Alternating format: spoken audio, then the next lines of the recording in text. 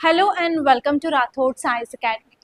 ఈరోజు మనం ఈ క్లాస్లో వెరీ ఇంపార్టెంట్ ఆర్టికల్స్ మన న్యూస్ పేపర్లో ఏం వచ్చాయో అవి తీసుకొని టైటిల్ చూడగానే మనం ఎలా సబ్జెక్ట్ కనెక్ట్ చేసుకోవాలి, అసలు ఏ డైమెన్షన్స్ చదువుకోవాలి, నోట్స్ ఎలా ప్రిపేర్ చేసుకోవాలో క్లియర్గా ఈ వీడియోలో తెలుసుకుందాం. లాస్ట్ వరకు ఎక్కడ స్కిప్ చేయకుండా చూడండి, so that you'll get lots of insights అనమాట. ఓకే, ఫస్ట్ ఆర్టికల్ టైటిల్ చూస్తే ఇక్కడ ఏం చెప్తుంది? 21 killed, 61 injured after bus falls into gorge in Udhampur. ఈ ఉధాంపూర్ ఎక్కడుందంటే జమ్మూ అండ్ కాశ్మీర్లో ఉంది. జమ్మూ అండ్ కాశ్మీర్లో ఒక జార్జ్లో ఒక బస్ అనేది పడిపోవడం వల్ల 21 మంది చనిపోవడం జరిగింది, అలాగే 61కి పైగా ఇంజూర్డ్ అయ్యారు అని చెప్పి ఈ ఆర్టికల్ చెప్తుంది. సో ఇక్కడ కీవర్డ్ ఏంటి అంటే ఫస్ట్ ఆఫ్ ఆల్ చూడాల్సింది జార్జ్. జార్జ్ అంటారు, లేకపోతే గార్గ్ అంటారు అనమాట. సో ఇది చూడాలి. అండ్ ఈ టాపిక్ మీరు ఎక్కడ చదువుకుంటారు అంటే జిఎస్ పేపర్ 1లో మనకి జాగ్రఫీ ఉంటుంది. ఇందులో కూడా వరల్డ్ జాగ్రఫీలో ఇంపార్టెంట్. అండ్ ఈ వరల్డ్ జాగ్రఫీలో మనకి ఇంపార్టెంట్గా ఒక చాప్టర్ ఉంటుంది, అదేంటంటే ల్యాండ్ ఫార్మ్స్ అనమాట. ఓకే, ఈ ల్యాండ్ ఫార్మ్స్ టాపిక్లో చాలా ఇంపార్టెంట్. అండ్ ల్యాండ్ ఫార్మ్స్లో మనకి 2 types ఆఫ్ ల్యాండ్ ఫార్మ్స్ ఉంటాయి. ఎరోషనల్ ల్యాండ్ ఫార్మ్స్, నెక్స్ట్ వచ్చేసి depositional land forms. Depositional land forms, erosional land forms.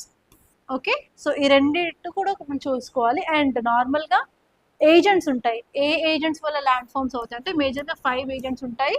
అందులో మనకి రన్నింగ్ వాటర్ ఉంటుంది, గ్రౌండ్ వాటర్ ఉంటుంది, గ్లేషియర్స్ ఉంటాయి, వేవ్స్ ఉంటాయి, అండ్ నెక్స్ట్ వచ్చేసి విండ్. ఇలా 5 ఏజెంట్స్ వల్ల ఎరోషనల్ కానీ డిపోజిషనల్ కానీ ల్యాండ్ ఫార్మ్స్ అనేవి ఫామ్ అవుతాయి అన్నమాట. సో ఇప్పుడు గార్జ్ వచ్చేసి రన్నింగ్ వాటర్ ఎరోషనల్ ల్యాండ్ ఫార్మ్స్లో ఒకటి అనమాట. సో రన్నింగ్ వాటర్ అంటే ఏంటిది? వాటర్ మూవ్ అవుతూ ఉంటుంది, దాన్ని రన్నింగ్ వాటర్ అంటాం కదా. ఏ ఆబ్జెక్ట్ అయినా సరే అది ఒక ప్లేస్లో కాన్స్టాంట్గా ఉంటుంది, మూవ్ అవ్వట్లేదు అంటే దానికి పొటెన్షియల్ ఎనర్జీ అనేది ఉంటుంది.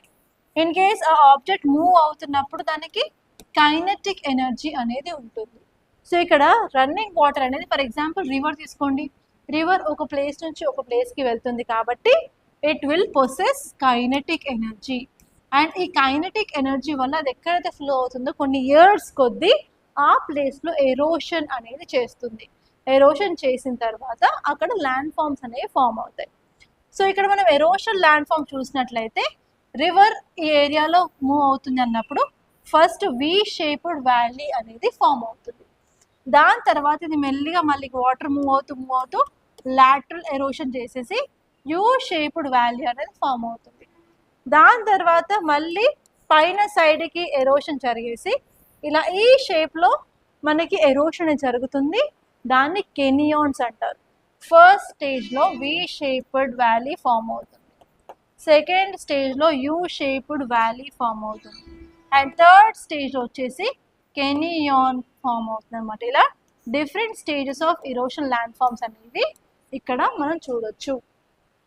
మీకు ఈ ఏరియా నుంచి క్వశ్చన్ ఎలా వస్తుంది అంటే కన్సిడర్ ద ఫాలోయింగ్ అని చెప్పేసి George 1, George you shaped valley, meanders, alluvial plains, canyons అని వచ్చేసి which of the above are erosional landforms of running water or depositional landforms of running water అడగచ్చు.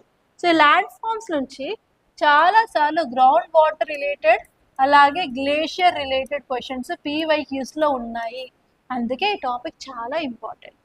ఓకే, అండ్ అలా కాకుండా ఓన్లీ జార్జ్ మీద కూడా question అడిగే ఛాన్స్ ఉంది. Consider the following statements regarding gorge అని చెప్పి స్టేట్మెంట్స్ ఇచ్చేసి ఏవి కరెక్ట్ ఏవి ఇన్కరెక్ట్ అని కూడా అడగొచ్చు అనమాట. So you have to prepare in this format.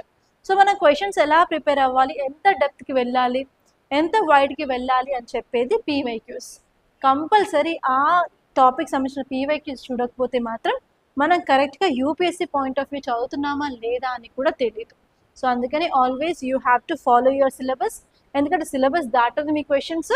అలాగే ఎలా వస్తాయని చెప్పడానికి మీ దగ్గర ఉన్న క్లూ ఏంటంటే పీవైక్యూస్ అనమాట. ఇవి రెండింటిని పర్ఫెక్ట్గా చేసినట్లయితే you will understand. A topic చదువుతున్నా కూడా ఎంతవరకు చదవాలి, ఏం గుర్తుపెట్టుకోవాలి, ఏం గుర్తుపెట్టుకోనక్కర్లేదు కూడా క్లియర్గా తెలుస్తుంది.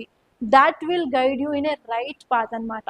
మీరు మీ యొక్క ప్రిపరేషన్లో ఈ మిస్టేక్ చేయకండి. పీవైక్యూస్ చూడకుండా, సిలబస్ చూడకుండా ఉండొద్దు. ఓకే, సో ఇప్పుడు మనం గాడ్స్ గురించి చూసినట్లయితే కొన్ని ఫ్యాక్ట్స్. ఇది డీప్ వ్యాలీ అని చెప్పొచ్చు అనమాట.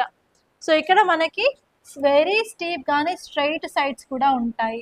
వెరీ ఇంపార్టెంట్ పాయింట్ ఏంటంటే పైన అయితే ఎంత వెడల్పు ఉంటుందో కింద కూడా అంతే వెడల్పు ఉంటుంది అనమాట. ఇవి నార్మల్గా హార్డ్ రాక్స్లో చూడడం జరుగుతుంది. అండ్ మన పెనిన్సులర్ ఇండియాలో అయితే నర్మదా రివర్ దగ్గర ఒక జార్జ్ అనేది మధ్యప్రదేశ్లో ఏర్పడింది అనమాట. సో ఎలా ఫామ్ అవుతుంది అంటే 3 విధాలుగా ఫామ్ అవుతుంది. ఒకటి వచ్చేసి ఎరోషన్ వల్ల అవుతుంది, సెకండ్ వచ్చేసి గ్లేషియల్స్లో ఉన్న ఐస్ మెల్ట్ అవడం వల్ల అవుతుంది, అండ్ నెక్స్ట్ జియోలాజికల్ అప్లిఫ్ట్ వల్ల అవుతుంది అనమాట. These are the 3 methods by which gorges will form. Okay, ఇది ఈ టాపిక్. అండ్ నెక్స్ట్ టాపిక్ చూసుకున్నట్లయితే మనకి ఇక్కడ ఎలిఫెంట్స్ కనిపిస్తుంది, ఎలిఫెంట్స్ ఫైటింగ్ కనిపిస్తుంది కదా. సో ఇది ఏంటి అంటే సువోరీ ఫెస్టివల్ అనమాట. సో ఇక్కడ ఏం రాశారు కింద ఇమేజ్ కింద చూస్తున్నట్లయితే ఎలిఫెంట్స్ గైడెడ్ బై మహౌట్స్. ఎలిఫెంట్స్ని ఎవరైతే రైడ్ చేస్తారో వాళ్ళని మహౌట్స్ అంటారు. Elephants guided by mahouts, they are taking part in traditional contest. So traditional contest ఇలా ఎలిఫెంట్స్ మధ్యలో కొంచెం పోటీ లాగా అనమాట. ఈ పోటీలో ఈ పార్టిసిపేట్ చేశారు. ఇది ఎక్కడ జరుగుతుంది అంటే అస్సాంలో జరుగుతుంది. దీన్నే సుమోరీ ఫెస్టివల్ అని కూడా అంటారనమాట, as a part of Rongali Bihu. మనం రీసెంట్గా ఒక 3 to 4 days back Rongali Bihu గురించి ఆర్టికల్ చదువుకున్నాం. ఆ రోంగలి బిహు ఆర్టికల్ నుంచి చదువుకున్నాము, మనకు ఒక ఇమేజ్ వచ్చింది హిందూ పేపర్లో. క్రీమ్ కలర్ శారీస్ వేసుకొని, రెడ్గా రౌండ్గా బొట్టు పెద్దగా పెట్టుకొని, రెడ్ కలర్ బ్లౌజ్ వేసుకొని, అండ్ ఈవెన్ ట్రెడిషనల్ జ్యువెలరీ వేసుకొని వాళ్ళు డ్యాన్స్ వేస్తున్న ఇమేజ్ చూసాం కదా. సో అప్పుడు మనం బిహు ఫెస్టివల్ గురించి చదివాం. మనకి బిహు అనేది 3 types ఉంటుంది.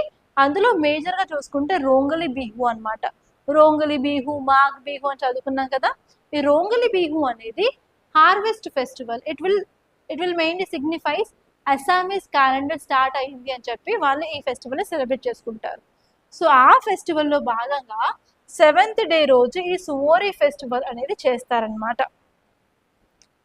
ఓకే, హిస్టారికల్ కంటెక్స్ట్ చూసుకున్నట్లయితే ఈ ఫెస్టివల్ని 113 నుంచి 133 సంవత్సరాల నుంచి వాళ్ళు సెలబ్రేట్ చేసుకోవడం జరుగుతుంది. అండ్ దీని యొక్క ఇంపార్టెన్స్ ఏంటి అన్నట్లయితే ఎథనిక్ యూనిటీని, కల్చర్ హార్మోనీని కూడా వాళ్ళు ప్రమోట్ చేస్తారు. అండ్ ఈ ఫెస్టివల్లో చాలామంది కమ్యూనిటీస్ అనేవాళ్ళు పార్టిసిపేట్ చేస్తారు. ఎవరు అంటే రభా, బోడో, గారో, రాజ్బోంగ్షి, హజాంగ్ అనే ట్రైబల్ పీపుల్ అస్సాంలో ఎవరైతే ఉంటారో వాళ్ళు కూడా పార్టిసిపేట్ చేయడం జరుగుతుంది. అండ్ ఈసారి మీకు ట్రైబ్స్ గురించి క్వశ్చన్ వచ్చే ఛాన్స్ చాలా ఎక్కువగా ఉంది. ఎందుకంటే డీనోటిఫైడ్ ట్రైబ్స్ గురించి మనకి న్యూస్లో ఉంది. సెన్సస్లో వాళ్ళకి సపరేట్ కాలం ఉంది అని అంటున్నారు. సో బేస్డ్ ఆన్ దట్ వాళ్ళకి ఎస్సీ, ఎస్టీ, ఓబీసీ కేటగిరీ ఇస్తాము అన్నట్టు చెప్పారు. అండ్ నెక్స్ట్ వచ్చేసి గ్రేట్ నికోబార్ డెవలప్మెంట్ ప్రాజెక్ట్ వల్ల అక్కడ ఉన్న షంపెన్ నికోబారెస్ కంప్లీట్గా డిస్ప్లేస్ చేయాల్సి వస్తుంది. అండ్ ఇప్పుడు మనకి different tribal festivals, folk festivals న్యూస్లో ఉంటాయి కాబట్టి ఇలా మీకు పేర్ బేస్డ్ క్వశ్చన్ వచ్చే ఛాన్స్ ఉంది. ట్రైబ్ ఇచ్చేసి స్టేట్ ఇస్తారు. So you have to identify they belongs to that or not. సిడిఎస్లో కూడా ఇదే క్వశ్చన్ వచ్చింది. కన్సిడర్ ద ఫాలోయింగ్ ట్రైబ్స్ అని చెప్పేసి ట్రైబ్స్ ఇచ్చేసి which of the following tribes are seen in Nicobar region అన్నట్టు అడిగారనమాట. సో అందుకే అండమాన్ అండ్ నికోబార్ ట్రైబ్స్ అనేది చాలా చాలా important. Okay, next important article వచ్చేసి ఇక్కడ బ్లాక్ ప్యాంథర్, నల్లగా ఉన్న ప్యాంథర్ కనిపిస్తుంది కదా, దీని పేరు బ్లాక్ ప్యాంథర్ అనమాట. టైటిల్ చూసుకున్నట్లయితే Visakhapatnam zoo to display black panther after 40 years. 40 years తర్వాత విశాఖపట్నంలో ఉన్న ఇందిరాగాంధీ జూ పార్క్లో బ్లాక్ ప్యాంథర్ని మళ్ళీ డిస్ప్లే చేస్తున్నారు. It is a major thing. ఎందుకంటే 40 years తర్వాత చేస్తున్నారు కాబట్టి ఈకో టూరిజం అనేది డెవలప్ అవుతుంది. And it is a part of conservation కూడా చెప్పొచ్చు. అండ్ నెక్స్ట్ వచ్చేసి మీకు క్వశ్చన్ ఎలా వచ్చింది సిడిఎస్లో అంటే రీసెంట్గా మనం పెసా యాక్ట్కి సంబంధించి పెసా మహోత్సవ్ 2025 అనేది ఏపీలో జరుపుకున్నారు కదా. సో అదే క్వశ్చన్ అనేది సిడిఎస్లో రావడం జరిగింది. సో ఇప్పుడు మీకు క్వశ్చన్ ఎలా వస్తుంది అంటే recently black panther after 40 years displayed in which of the following state అని అడగచ్చు, లేకపోతే which of the following national park అని కూడా అడగచ్చు. So you have to be very careful అనమాట. సో అంతేకాకుండా ఈవెన్ ఓన్లీ బ్లాక్ ప్యాంథర్ మీద కూడా మీకు క్వశ్చన్ వచ్చే ఛాన్స్ ఉంది. Consider the following statements regarding black panther అని. So you have to see the statements. So first వచ్చేసి బ్లాక్ ప్యాంథర్ అనేది మెలనిస్టిక్ ప్యాంథర్ అని అంటారు, ఎందుకంటే దాని యొక్క ఫర్ మొత్తం డార్క్ బ్రౌన్ కానీ డార్క్ బ్లాక్ కానీ ఉంటుంది. అండ్ నెక్స్ట్ హ్యాబిటాట్ చూసుకున్నట్లయితే ఇది ఎక్కడెక్కడ ఉంటుంది, ఏషియాలో ఉంటుంది, ఆఫ్రికాలో ఉంటుంది అండ్ అమెరికాలో ఉండడం జరుగుతుంది. అండ్ నార్మల్గా చూసుకున్నట్లయితే ట్రాపికల్ రెయిన్ ఫారెస్ట్లో, గ్రాస్ ల్యాండ్స్లో అండ్ మౌంటేనియస్ రీజన్స్లో మనకి బాగా కనిపిస్తుంది.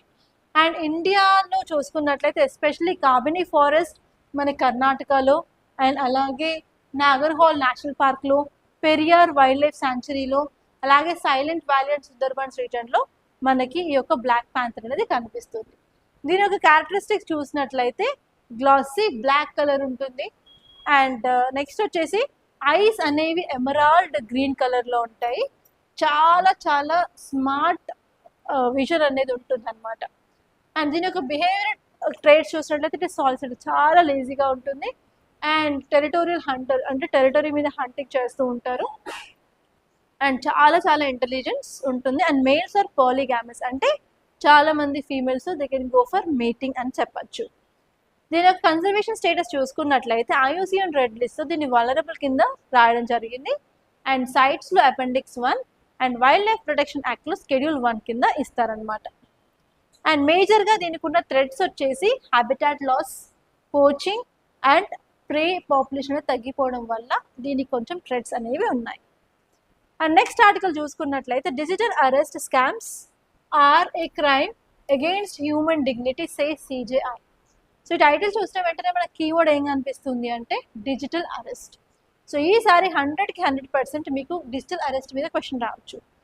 కన్సిడర్ ద ఫాలోయింగ్ అని చెప్పి డిజిటల్ అరెస్ట్ గురించి స్టేట్మెంట్స్ ఇచ్చేసి ఏవి కరెక్ట్ ఏవి ఇన్కరెక్ట్ అని అడగచ్చు. లేకపోతే సెకండ్ పాసిబిలిటీ ఏంటంటే digital arrest is seen recently news, what does it mean అని కూడా మీకు క్వశ్చన్ అడగచ్చు అండి. You have to be very much careful related to this digital arrest ఈసారి. ఓకే, డిజిటల్ అరెస్ట్ చూసుకున్నట్లయితే అసలు ఏంటి అంటే ఇప్పుడు చాలామంది మొబైల్స్, డిజిటల్ థింగ్స్, ఫోన్లో అన్ని యాప్స్ యూజ్ చేయడము అండ్ ఈవెన్ ఆన్లైన్ ట్రాన్సాక్షన్స్ అవన్నీ చేయడం వల్ల ఇలాంటి సైబర్ ఫ్రాడ్స్ అనేవి చాలా రెట్లు పెరగడం జరిగింది. సో ఇప్పుడు సైబర్ రిలేటెడ్ క్రిమినల్స్ కొత్త రకమైన థింగ్ని తీసుకొచ్చారు, దాన్ని డిజిటల్ అరెస్ట్ అంటారు. ఇది సైబర్ ఫ్రాడ్ టెక్నిక్ అంటారు. సో ఎవరైనా సరే ఆన్లైన్లో వీడియో కాల్ కానీ వాయిస్ కాల్ కానీ అలా చేసి లైన్లోనే ఉంచి మిమ్మల్ని బెదిరించడం జరుగుతుంది. సో మీరు ఈ క్రైమ్ చేశారు, ఈ క్రైమ్ చేశారు, నా దగ్గర ఎవిడెన్స్ ఉన్నాయి, ఇవన్నీ బయటకు రాకుండా ఉండాలంటే ఇంత డబ్బు కట్టండి.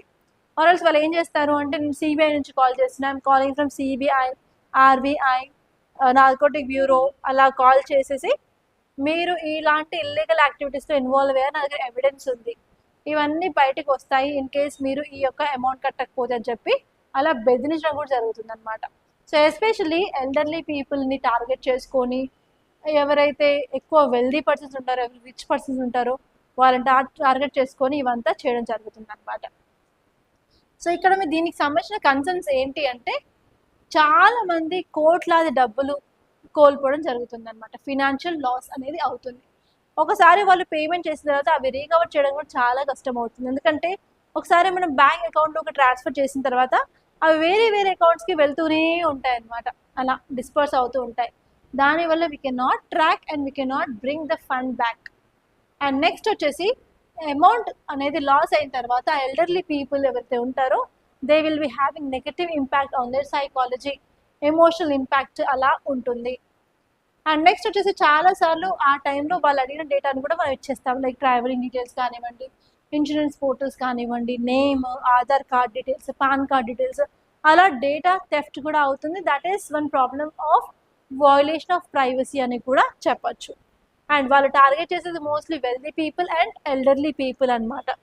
అండ్ ఎస్పెషలీ NRIs ఉంటారు కదా, వాళ్ళ పిల్లలు వేరే కంట్రీకి వెళ్ళిపోయి ఓన్లీ పేరెంట్స్ ఇండియాలో ఉంటారు, వాళ్ళని ఎక్కువ టార్గెట్ చేసుకుని ఇలాంటి డిజిటల్ అరెస్ట్స్ అనేవి చాలా చేస్తారనమాట. అండ్ నెక్స్ట్ వచ్చేసరికి ఆర్గనైజ్డ్ క్రాస్ బోర్డర్ సిండికేట్స్ కూడా ఉంటాయి. అంటే చాలా వరకు ఈ సైబర్ సెక్యూరిటీ రిలేటెడ్ పీపుల్ అందరూ లైక్ ఎవరైతే క్రిమినల్స్ ఉంటారో వారు వేరే కంట్రీ, కాంబోడియా, లావోస్, థాయిలాండ్లో ఉండి ఇండియాలో ఉన్న పీపుల్ని అటాక్ చేయడం జరుగుతుంది అనమాట. సో ఇలా క్రాస్ బార్డర్ సిండికేట్స్ కూడా ఈ సైబర్ రిలేటెడ్ థింగ్స్లో ఉన్నాయి అని చెప్పొచ్చు. సో ఇక్కడ మనం ఆలోచించాల్సింది ఏంటి అంటే అసలు ఎలాంటి మెజర్స్ తీసుకుంటే ఇవి కంట్రోల్ అవుతుంది అని చెప్పి మీరు ఆలోచించాలి. సో ఫస్ట్ వచ్చేసి వే ఫార్వర్డ్లో ఇన్స్టెంట్ ఫ్రీజింగ్. మనం ఎలాంటి ఎఫ్ఐఆర్ అనేది ఫైల్ చేయకుండా డైరెక్ట్గా మనకి ఇలాంటి కంప్లైంట్స్ వచ్చిన వెంటనే ఆ యొక్క బ్యాంక్ అకౌంట్స్ని ఫ్రీజ్ చేయాలి. ఎందుకంటే గోల్డెన్ హవర్లో మనం అకౌంట్స్ని ఫ్రీజ్ చేయగలిగినట్లయితే, అంటే ఇలా ట్రాన్సాక్షన్ జరిగిన 60 minutes నుంచి 120 minutes వరకు, అంటే గంట నుంచి 2 గంటల వరకు మనం ఈ అకౌంట్స్ని ఫ్రీజ్ చేయగలిగితే కొంతవరకు ఫండ్ని రీగెయిన్ చేసే అవకాశం ఉంటుంది. అండ్ నెక్స్ట్ వచ్చేసి బ్యాంకింగ్స్ కూడా మనమైతే ఏవైతే బ్యాంక్స్ ఉన్నాయో అవి AI ఆర్ మెషిన్ లెర్నింగ్ మోడల్స్ని యూజ్ చేసుకుంటూ సీనియర్ సిటిజన్స్ నుంచి సడన్గా లార్జ్ అమౌంట్ ఆఫ్ మనీ కొత్త అకౌంట్కి ట్రాన్స్ఫర్ అవుతుంది అంటే వాటి కోసం స్పీడ్ బ్రేకర్ అప్రోచ్ అనేది తీసుకురావాలి అంటున్నారు. సో నార్మల్గా మీరు ప్రైవేట్ బ్యాంక్స్ యూజ్ చేసినట్లయితే కొంత అమౌంట్ వెళ్తున్నట్లయితే వాళ్ళు ఓటీపీ పంపించి మళ్ళీ ఓటీపీని ఎంటర్ చేయమంటారు, లేకపోతే కొన్నిసార్లు కాల్ చేసి మీరేనా కాదని కన్ఫర్మ్ చేసుకుంటారు. సో ఇలాంటి ట్రాన్సాక్షన్స్ అవుతున్నప్పుడు కూడా బ్యాంకులు కూడా కొంత అప్రమత్తంగా ఉండి ప్రాపర్గా సెకండరీ వెరిఫికేషన్ కూడా చేసుకోవాలి అని చెప్తున్నారు.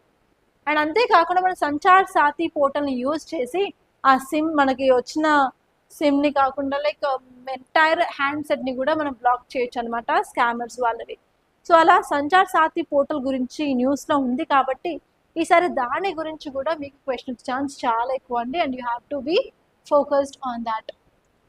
అండ్ నెక్స్ట్ వచ్చి సైబర్ డిప్లొమసీ కూడా మీరు చేయాల్సి ఉంటుంది. సైబర్ డిప్లొమసీ అంటే ఏం లేదు, సో నార్మల్గా ఈ సైబర్ అటాక్స్ అనేవి మన కంట్రీలో కాకుండా వేరే కంట్రీలో ఉండి చేస్తున్నారు కాబట్టి వేరే కంట్రీస్తో మనకి ప్రాపర్గా కమ్యూనికేషన్ అనేది ఉండాలి.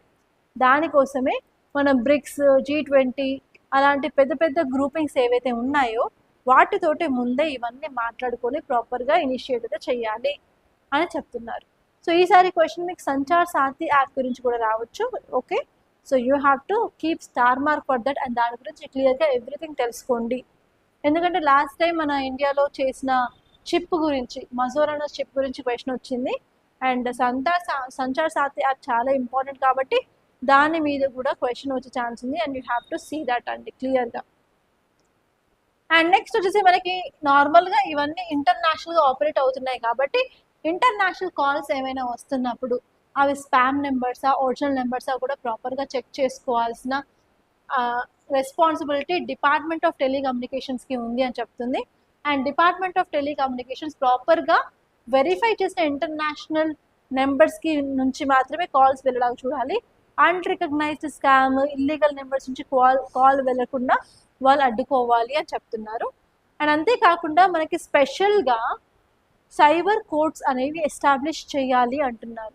ఎందుకంటే ఆల్రెడీ మన దగ్గర ఉన్న ఏవైతే కోర్ట్ సిస్టమ్ ఉందో like supreme court, high court, district courts, వాటికి ఆల్రెడీ చాలా ఎక్కువ రెట్లు పెండెన్సీ ఆఫ్ కేసెస్ ఉంది. మళ్ళీ సైబర్ కేసెస్ని కూడా అక్కడికే పంపించినట్లయితే మరింత పెండెన్సీ ఎక్కువ అయ్యి మనం డీల్ చేయలేము. కాబట్టి ప్రాపర్గా ఓన్లీ ఇలా సైబర్ సెక్యూరిటీ ఇష్యూస్కి మాత్రం సైబర్ కోర్ట్స్ అనేవి ఎస్టాబ్లిష్ చేయాలని చెప్తున్నారు. అండ్ ఈ టాపిక్ మీద మీకు మెయిన్స్లో కూడా క్వశ్చన్ వచ్చే ఛాన్స్ ఉంది. And you have to prepare that clearly అండి, చాలా చాలా ఇంపార్టెంట్. అండ్ నెక్స్ట్ ఆర్టికల్ వచ్చేసి India's forest could nearly double carbon storage by 2100 study finds. ఈ ఆర్టికల్ చూసిన వెంటనే మనకు కనిపించే కీవర్డ్ ఏంటి అంటే కార్బన్ స్టోరేజ్ అంటున్నారు. ఎవరు చేస్తున్నారు అంటే ఇండియన్ ఫారెస్ట్. ఇండియాలో ఉన్న ఫారెస్ట్లు 2100 ఇయర్ నాటికి స్టోర్ చేసే కార్బన్ డైఆక్సైడ్ 2 అవుతుంది అని చెప్పి నేచర్లో ఒక ఆర్టికల్ని పబ్లిష్ చేశారనమాట. అండ్ ఈ టాపిక్ వచ్చేసి ఎన్వైరన్మెంట్ అండ్ ఈకాలజీ పాయింట్లో చాలా ఇంపార్టెంట్. సో ఇక్కడ మీరు అర్థం చేసుకోవాలి అంటే ఒక ఇంపార్టెంట్ ఫెనామినా ఉంటుంది, అది చూపిస్తాను. సో మనకి అట్మాస్ఫియర్ ఉంటుంది కదా, మన అట్మాస్ఫియర్లో డిఫరెంట్ గ్యాసెస్ ఉంటాయి. ఏముంటాయి? నైట్రోజన్ ఉంటుంది, ఆక్సిజన్ ఉంటుంది, కార్బన్ డైఆక్సైడ్ ఉంటుంది, ఇనర్ట్ గ్యాసెస్ ఉంటాయి, వాటర్ వేపర్ కూడా ఉంటుంది. మనం సన్ నుంచి వచ్చే రేస్ అనేవి మన ఎర్త్ మీద పడి అండ్ అట్మాస్ఫియర్ కూడా హీట్ అవుతుంది. అండ్ సాయంత్రానికి ఏమవుతుంది? మెల్లిమెల్లిగా హీట్ అనేది రేడియేట్ అవుతూ ఉంటుంది అట్మాస్ఫియర్ నుంచి, అలాగే హీట్ అయిన సర్ఫేస్ నుంచి. సో మనకు వచ్చే రేస్ అనేవి షార్ట్ రేడియేషన్లో ఉంటాయి, వెళ్ళేవన్నీ కూడా లాంగ్ రేడియేషన్లో ఉంటాయి. సో ఇక్కడ మీరు గుర్తుపెట్టుకోవాల్సింది ఏంటంటే ఏదైనా సరే రిఫ్లెక్ట్ చేసినప్పుడు అది షార్ట్ వేవ్గానే రిఫ్లెక్ట్ చేస్తాయి. ఏవి రిఫ్లెక్ట్ చేస్తాయంటే గ్లేషియర్స్ను అలాగే క్లౌడ్స్. ఓకే, నార్మల్గా ఏమవుతుంది అంటే మన అట్మాస్ఫియర్లో ఇలాంటి గ్యాసెస్ ఉంటాయి కాబట్టి కార్బన్ డిఆక్సైడ్ ఉన్నట్లయితే ఆ ఏరియాలో ఎక్కువ అమౌంట్ ఆఫ్ హీట్ని అబ్జార్బ్ చేసి గ్లోబల్ వార్మింగ్ని కలిగిస్తుంది.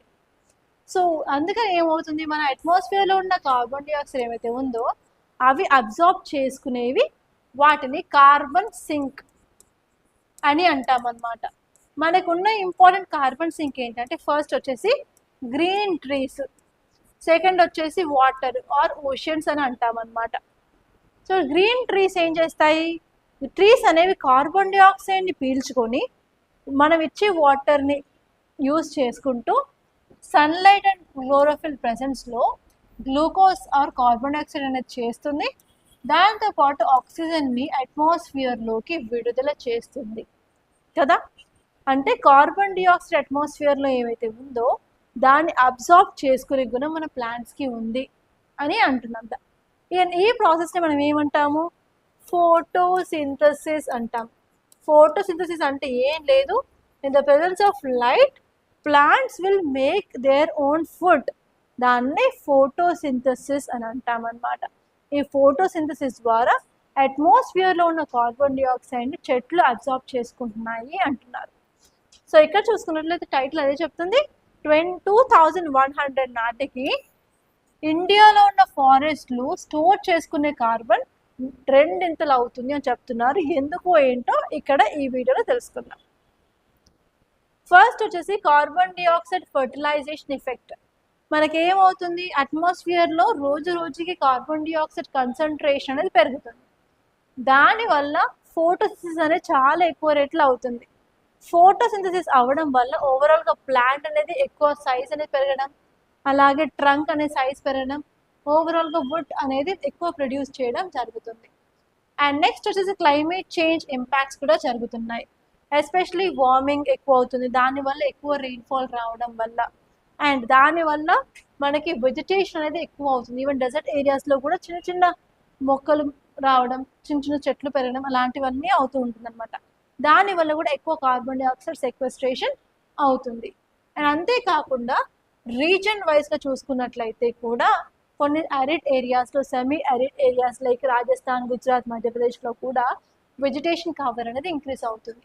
దానివల్ల ఓవరాల్గా మనం అబ్జార్బ్ చేసుకునే కార్బన్ డైఆక్సైడ్ కూడా పెరుగుతుంది అని చెప్పి ఆర్టికల్ చెప్తుంది. అండ్ అంతేకాదు దీనివల్ల మనకి చాలా పాజిటివ్ ఇంపాక్ట్స్ కూడా ఉన్నాయి. ఆ పాజిటివ్ ఇంపాక్ట్స్ ఏంటి, అట్మాస్ఫియర్ ఉన్న కార్బన్ డైఆక్సైడ్ తగ్గిస్తుంది, దానివల్ల గ్లోబల్ వార్మింగ్ తగ్గిస్తుంది, దానివల్ల మనకున్న target 2070 net zero or carbon neutrality టార్గెట్ని కూడా మనం అచీవ్ చేయొచ్చు. అండ్ గ్లోబల్ వార్మింగ్ తగ్గినట్లయితే మనం యూజ్ చేయాల్సిన ఏసీస్, కూలర్స్ ఆ ఎనర్జీ కూడా మినిమైజ్ అవుతుంది. సో అలా ఓవరాల్ ఎనర్జీ బర్డెన్ మీద కూడా ఇంపాక్ట్ అనేది తగ్గుతుంది అని చెప్పి ఈ ఆర్టికల్ క్లియర్గా చెప్తుంది. అండ్ నెక్స్ట్ ఆర్టికల్ చూసుకున్నట్లయితే the strategic vulnerability in India's LPG supply model. ఇది అర్థం అవ్వాలి అంటే కొంతవరకు మనకి బేసిక్స్ అయితే తెలియాలి. మనందరికీ తెలుసు మన కంట్రీలో ఎల్పిజి క్రైసిస్ వచ్చింది.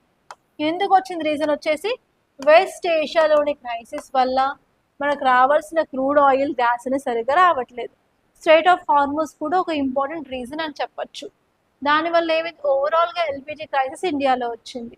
ఎల్పిజి క్రైసిస్ ఇండియాలో వచ్చింది.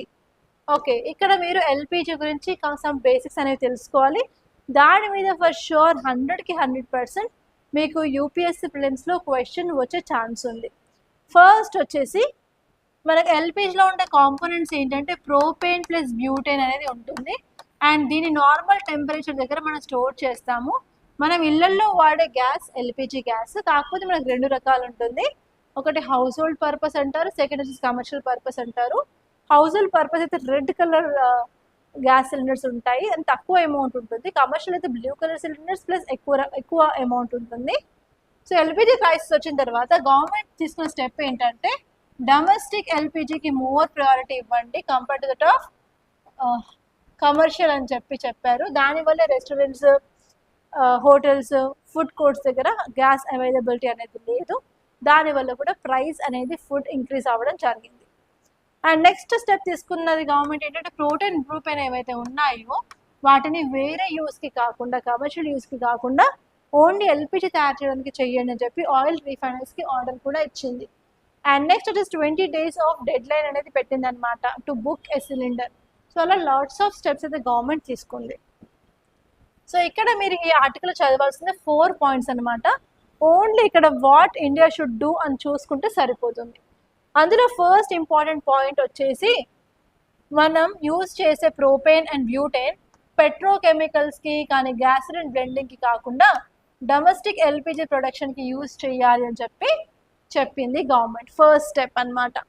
అండ్ సెకండ్ వచ్చేసి మనం ఏం చేస్తాము అంటే బఫర్ అనేది మెయింటైన్ చేయాలి అని చెప్పారు. ఎందుకు అంటే మనకి డీజిల్ ఆర్ పెట్రోల్ సంబంధించిన క్రూడ్ ఆయిల్కి సంబంధించిన స్ట్రాటజిక్ పెట్రోలియం రిజర్వ్స్ ఉన్నాయి మనకి. అలాగే ఎల్పిజికి కూడా మనం బఫర్ అనేది మెయింటైన్ చేయాలి అని చెప్పారు. అండ్ నెక్స్ట్ వచ్చేసి మనం ఎలక్ట్రిక్ కుకింగ్కి ఎస్పెషల్లీ అర్బన్ ఏరియాస్లో అండ్ సెమీ అర్బన్ ఏరియాస్లో క్యాంపెయినింగ్స్ అనేది స్టార్ట్ చేయాలి. ఓన్లీ ఎల్పిజి మీద డిపెండ్ అవ్వకుండా ఎలక్ట్రిక్ రైస్ కుక్కర్లు కానివ్వండి, ఎలక్ట్రిక్ స్టవ్స్ కానివ్వండి యూజ్ చేయాలి. అండ్ నెక్స్ట్ వచ్చేసి మనం ఏం చేసినా ఎంత చేసినా కూడా మనం ఏమి ఉండాలి అంటే మిస్ మ్యాచ్ అవ్వకుండా నార్మల్గా మనం ఇండియాలో సెల్ఫ్ సఫిషియెంట్ అయ్యేలాగా ఎక్కువ మనం వేరే కంట్రీస్ మీద డిపెండ్ అవ్వకుండా ఉండేలాగా ఉండాలి. We have to reduce our dependency on LPG cylinder. LPG సిలిండర్లో మాత్రమే డిపెండ్ అవ్వకుండా మనం ఈవెన్ పైపుడ్ న్యాచురల్ గ్యాస్ ద్వారా కూడా మనం ప్రొడ్యూస్ చేసుకునేలాగా ఉండాలి. అండ్ రీసెంట్గా ఆర్మీ కూడా చాలా చేంజెస్ చేసింది. Even biogas based cylinders and even biogas based స్టవ్ని కూడా ఆర్డర్ ఇవ్వడం జరిగింది అనమాట. సో అలా వాళ్ళు కూడా స్టెప్ తీసుకుంటారు. ఎందుకంటే we should not depend on other countries in this crisis. So army వాళ్ళకి ఫుడ్ లేకుండా ఉంటే can they secure the borders? కాదు. కాబట్టి they are changing. Adaptability is very important అని చెప్పి ఈ ఆర్టికల్లో చెప్పారు. అది చూసుకుంటే సరిపోతుంది. అండ్ ఇక్కడ మనకు చెప్పారు ఇక్కడ మెయిన్గా ఎల్పిజి ఎందులో యూజ్ చేస్తామని చెప్పి దీని మీద క్వశ్చన్ వచ్చే ఛాన్స్ ఉంది. సో ఇక్కడ మనం పెట్రోకెమికల్ డ్రివెన్ థింగ్స్లో యూజ్ చేస్తాము, హౌస్ హోల్డ్ కుకింగ్ ఫ్యూయల్ లాగా యూజ్ చేస్తాము, హౌస్ హోల్డ్ అండ్ కమర్షియల్ కెమికల్స్లో యూజ్ చేస్తాము, అండ్ ఇండస్ట్రియల్ పెట్రోకెమికల్లో కూడా యూజ్ చేయడం జరుగుతుంది అనమాట. సో ఇక్కడ ఈరోజు ఒక ఆర్టికల్ ఉంది కదా, లైక్ ఫారెస్ట్ కవర్ అనేది మన యొక్క కార్బన్ డైఆక్సైడ్ సింక్ లాగా యూజ్ అవుతుంది. నెక్స్ట్ 2100 years లోపు మనం మోర్ అండ్ మోర్ డబుల్గా చేసుకుంటామని చెప్పారు. కాబట్టి దాని మీద క్వశ్చన్ అయితే ఇచ్చానమాట, 2 questions. ఫస్ట్ వచ్చేసి which of the following adds carbon dioxide అట్మాస్ఫియర్కి ఏ ప్రాసెస్ ద్వారా యాడ్ చేస్తుంది అని చెప్పి ఇది ఒక పీవైక్యూ అనమాట. సో ఇక్కడ ఫస్ట్ వచ్చేసి వాల్కానిక్ యాక్షన్, సెకండ్ వచ్చేసి రెస్పిరేషన్, థర్డ్ వచ్చేసి ఫోటోసింథసిస్, అండ్ ఫోర్త్ వచ్చేసి డీకే ఆఫ్ ఆర్గానిక్ మ్యాటర్. ఏ ప్రాసెస్ వల్ల కార్బన్ డైఆక్సైడ్ అట్మాస్ఫియర్కి యాడ్ అవుతుందో కింద కమెంట్లో చెప్పండి. అండ్ నెక్స్ట్ క్వశ్చన్ వచ్చేసి with reference to direct air capture and emerging technology which of the following statements is are are correct. ఇది కూడా పీవైక్యూనే అండి, ఇది 2025 పీవైక్యూ. సో ఫస్ట్ స్టేట్మెంట్ వచ్చేసి it can be used as a way of carbon sequestration. Second వచ్చేసి it can be a valuable approach for plastic production and in food processing. So మీకు ఇక్కడ నేను ఒక టైప్ చెప్పాలనుకుంటున్నాను. మీకు ఏ క్వశ్చన్లో అయినా సరే దాని యొక్క అప్లికేషన్ తెలిసినట్లయితే, అప్లికేషన్ గురించి ఆ స్టేట్మెంట్ ఇచ్చినట్లయితే వాళ్ళు కెన్ అని యూజ్ చేస్తారు. ఆ స్టేట్మెంట్స్ ఎప్పుడు కూడా రైటే ఉంటాయి, 100కి 100%. సో అలా మీరు పీవైక్యూస్ చేస్తూ ఉంటే ఏ స్టేట్మెంట్ కరెక్ట్, ఏ స్టేట్మెంట్ రాదు, కరెక్ట్ కాదు అని చెప్పి మీకు కొంత ఎక్స్పీరియన్స్ వస్తుంది. And you will be preparing according to it అండి. అందుకని PYQs is very important. So ఈ 2 క్వశ్చన్స్కి ఆన్సర్ ఏదైతే ఉందో కమెంట్లో చెప్పండి. And that's all guys, by this I'm concluding. Thank you so much for watching. మీకు కనుక ఈ వీడియో నచ్చినట్లయితే లైక్ చేయండి, అలాగే షేర్ చేయండి. అండ్ మరింటి ఇలాంటి కరెంట్ అఫైర్స్ అప్డేట్స్ కోసం మన ఛానల్ సబ్స్క్రైబ్ చేసుకోండి. అండ్ వన్ థింగ్ ఏంటి అంటే మీరు కనుక మీ యూపీఎస్సీ ప్రిపరేషన్ స్టార్ట్ చేయాలనుకున్నట్లయితే మన దగ్గర GS prelims cum mains foundation course అనేది స్టార్ట్ అయింది. You can come and you can join either online or offline అండి. అండ్ మీరు కనుక డైరెక్ట్గా వచ్చి మాట్లాడాలనుకున్నట్లయితే you can come to our institute. మన ఇన్స్టిట్యూట్ వచ్చేసి అశోక్ నగర్ హైదరాబాద్లో ఉంది. So you can come and you can talk to me directly, and I will be available in office from morning to evening.